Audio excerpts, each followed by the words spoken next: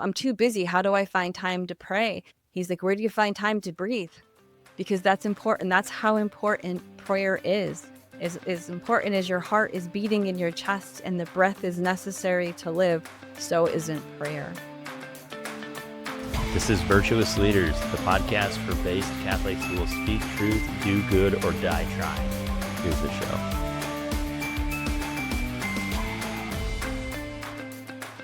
So I am the director of digital evangelization for Family Rosary and Catholic Mom.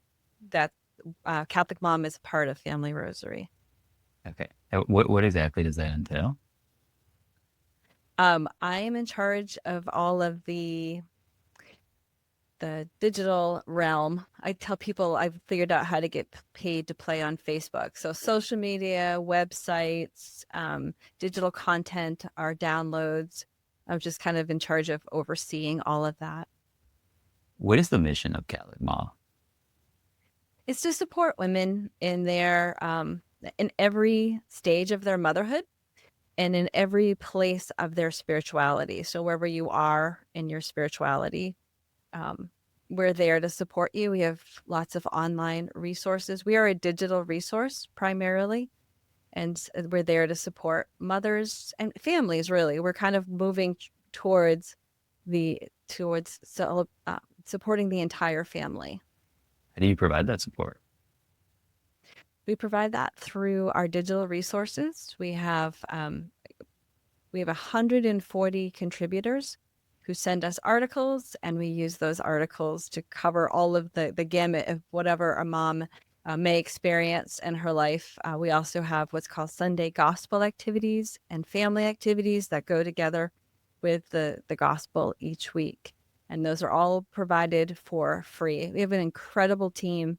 Barb Siskevich is our editor. She is in charge of getting these articles from the 140 contributors, men and women, mostly women, but we have some dads who contribute as well as some religious sisters. Maria Johnson is our media editor. Margaret Dwyer Hogan is our business manager, and Victoria Hassan is our social media specialist. So I put a lot of thought into what are the biggest challenges facing young Catholic parents in order to help them address it, because I think they have the most important job in the world. I mean, y'all must have some sense of what the biggest challenge is. I think part of the challenge is that the world is no longer oriented toward a Christian way of thinking, especially a Catholic way of thinking. And many of the young parents were catechized themselves. So they, maybe have been away from the faith, and then suddenly they're in charge of this little person or persons, and they realize, oh my goodness, how do I do this alone? And they go, something in them, that Holy Spirit that they didn't even know perhaps lives within them, tugs at their heart, and they start to think, well, I'm going to at least try the faith. And so I think a lot of the challenges come obviously the financial and worrying about our children, worrying about this world, and trying to figure out where to turn. And one of the things I've kind of noticed myself is that we look at prayer as the thing that we'll go to when we have it all figured out. We worry about feeding our family, clothing them, housing them, and that seems to be the most important and immediate needs. And of course, those are important. But I think that our mindset has kind of shifted from including God in all of that, because he promises to provide for us, to support us, to be there. Like, he's given us life, and he doesn't just abandon us. He's with us every moment. But I know I myself, as a young mom, used to say, I'll pray when I'm old and I have time, and realizing that I need God now, in the here and now, and in that daily challenge. And so I think we try to help families, moms, understand that God wants to walk with you in this journey, and you are truly never alone. Not only is God with you, but so isn't Catholic Mom. You started with the case of someone who maybe is not practicing as much and they're getting support with that. But what about the other end of the spectrum, someone who's really committed to their faith? It's the most important thing to them, and they want to raise their children in the faith. What's the biggest challenge that they face?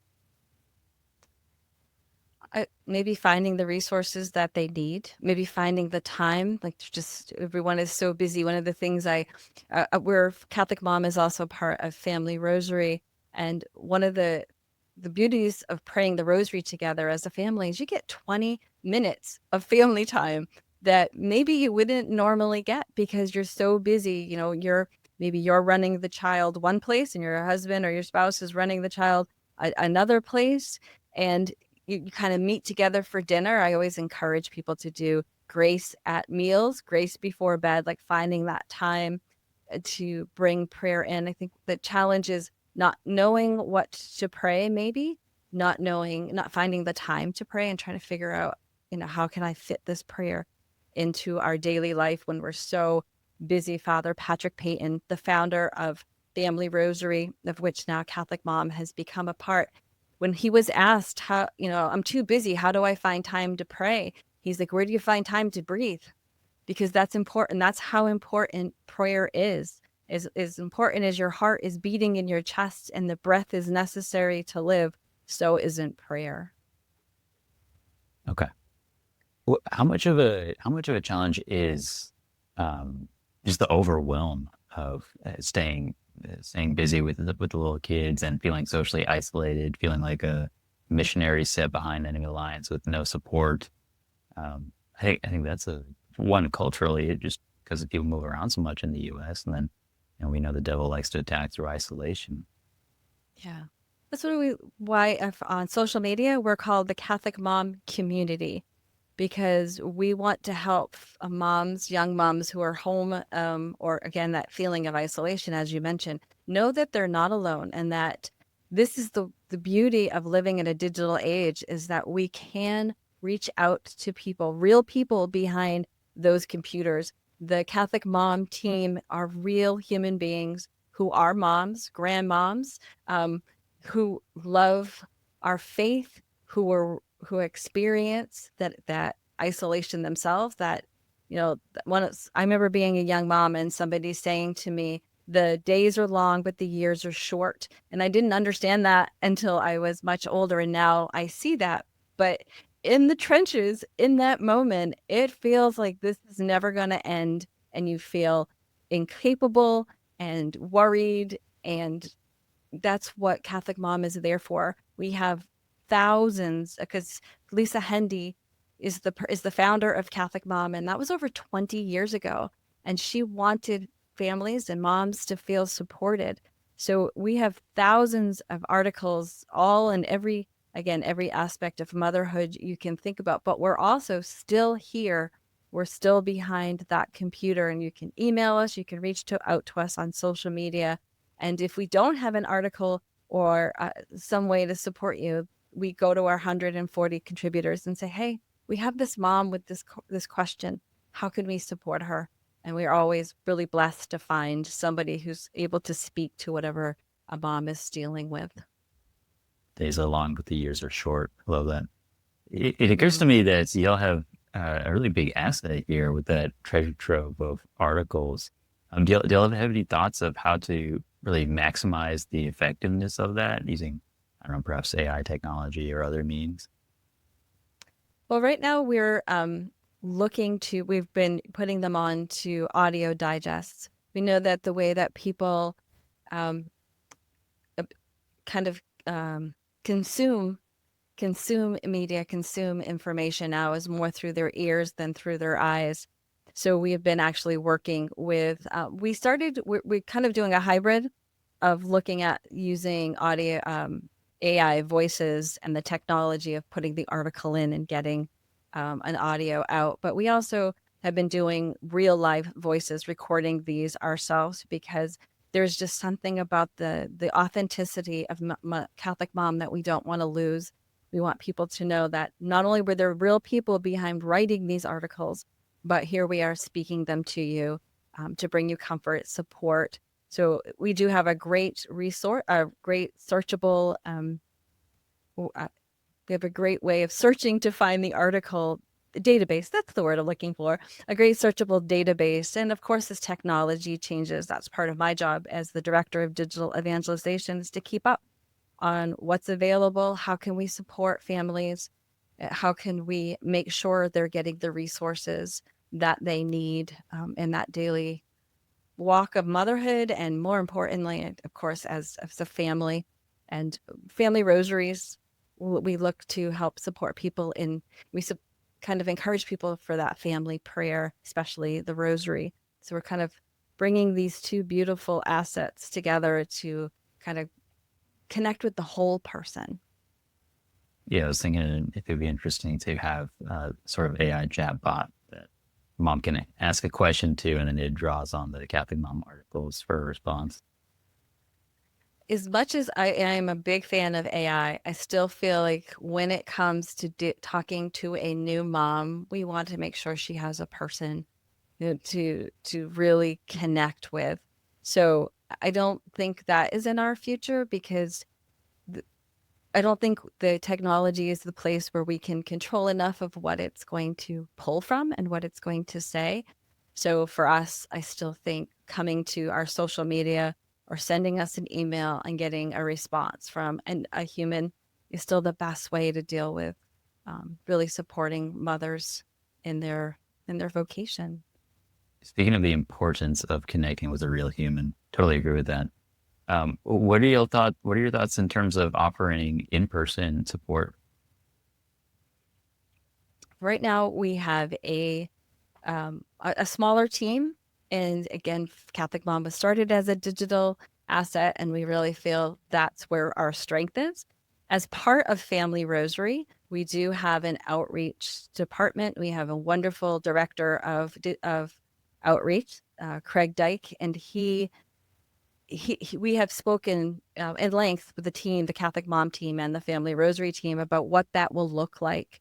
Right now, we have that team, the outreach team, is able to go to schools, to go to churches, to make presentations.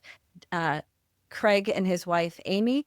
Amy is our director of the Father Peyton Center. They also have a beautiful marriage ministry that is being formulated even deeper to be able to help through Family Rosary, and again, shared onto Catholic Mom. So there are ways that Catholic Mom will be supporting the in-person, but as a whole, catholicmom.com will remain a digital resource. Perhaps maybe in the future we'll kind of break into kind of a networking, maybe using some of using Substack, or whatever technology Mhm. comes next, a mighty network, so that we can really connect. But right now our team is small, and just really getting formulated about a year ago as the team that we are now. It'd be great to hear a success story. Is there anything in particular you'd like to highlight? Well, I know that I can say that last year we brought some of the 140 contributors together for an in-person retreat. We wanted to support, they write for free, and we wanted to show our gratitude, but also support them in that work that they do. And it was really amazing to have them all there in person. We had about 35 of them come. It's with the middle of the winter in New England, maybe not our best planning. We're moving it to June next time. It's a little bit easier to get to. But to hear them talk about how they became writers, they contributed to this resource because of what they found, the support they found when they went there, whether it be miscarriage or a troubled marriage or a child with special needs, uh, just the general, how do I live this faith in my everyday ordinary life? How do you fit in prayer? What does that look like? How do you take God on vacation with you? Like all of these different ways that we've been sharing our hearts and sharing our stories, to see these contributors who were once consumers and followers, to see that to me is the greatest success, when you see somebody touched by what you're doing so much that they want to become a part of volunteering to help others in that same way. The other thing that we do is the Sunday gospel activities, and again, these run mostly for the school year, and um, they're coloring pages and fill in the blanks and word searches, and they're not just used here in the United States. Holy Cross Family Ministries is 28 ministry centers across 18 countries. And it's really neat to see these resources be used in churches and parishes and homes literally across the globe. So we know that we're helping families kind of get an even richer experience from Mass. Not that you can outdo the Eucharist in any way, shape, or form, but to be able to have discussions with their children about what happened in the gospel and give them activities that deepen their faith. That has also been, I think, one of the greatest successes. And the reason that Lisa Hendy started Catholic Mom was to start to provide these Sunday gospel activities. So we're talking over 20 years of helping families on Sundays connect with the Lord in a deeper way. Well, thanks for what you do, Allison. Oh my goodness, I feel like it's every day is a pinch me moment that I get to do this is truly a gift from God, and the whole team feels that way. That we realize that for whatever reason, the Lord has put us here and given us this opportunity to support families in their Catholic faith. Take it very seriously. At Holy Cross Family Ministries, our president, Father Fred Jenga, he makes sure prayer is entrenched in the work that we do. We have a weekly team rosary and a weekly team mass. We have mass every day. In fact, people are able to follow the masses that we have. They're on YouTube, Family Rosary YouTube, every day at noon Eastern Time. And the rosary precedes that at 11:30 Eastern Time, live with the priest with beautiful reflections. So we really do consider ourselves some of the most luckiest, blessed people, and we take it very serious that we support families in their vocations as parents, as Catholic parents, and we hope that we help them find ways and time to pray together, especially the Rosary. Thank you. Thanks for listening. Please like, subscribe, and share with your friends. See you next time.